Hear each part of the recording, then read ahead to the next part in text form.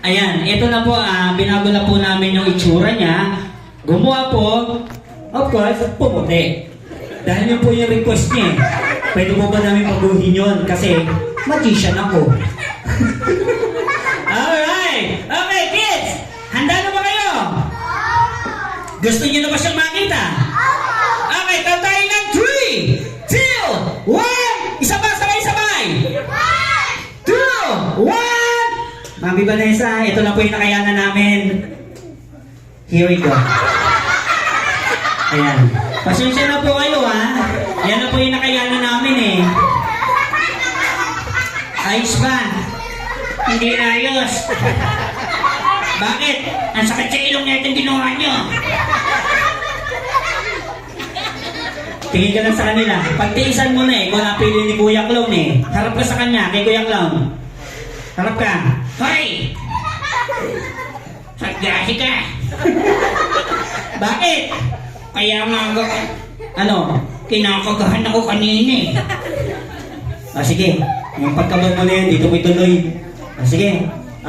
Alam mo kung nasaan tayo? Hindi nga, eh. Hindi mo alam? Hindi. Tignan mo sila. Ang kakamit nyo. Wag ganun! Madali ko mamaya, mapato tayo dito. Joke lang yan. Sige, ano napapansin mo sa kanila? Well, ang daing unggoy, Bakit? Talaga? Hindi. Ibig sabihin, nasaan tayong lugar? O ano yung occasion ngayon? Yung ga? O, tinumay kayo, may lobo. O, ang dami mga guests, ang dami mga kids. Alam ko na. Nandito tayo ngayon sa Kakay-Angkunan. Hindi pa ayampunan to. Tignan mo maigi. Alam ka na. Nandito tayo ngayon sa Tiyanggian. Lalo hindi.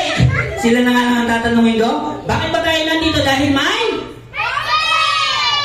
birthday. Ano pangalan ng ating birthday celebrant? Marcos. Nasaan si Kuya Marcos? Nasaan? Marcos! Marcos! Nasaan ka? Huwag mo sigawan. Hanapin natin. Kuya Marcos!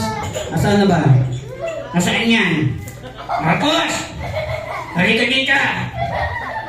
Ayun! Umiinom! Ayun! Karga ni Mami! Wow! Ang sexy, Hindi! Baka mamaya mas pulutan tayo dito.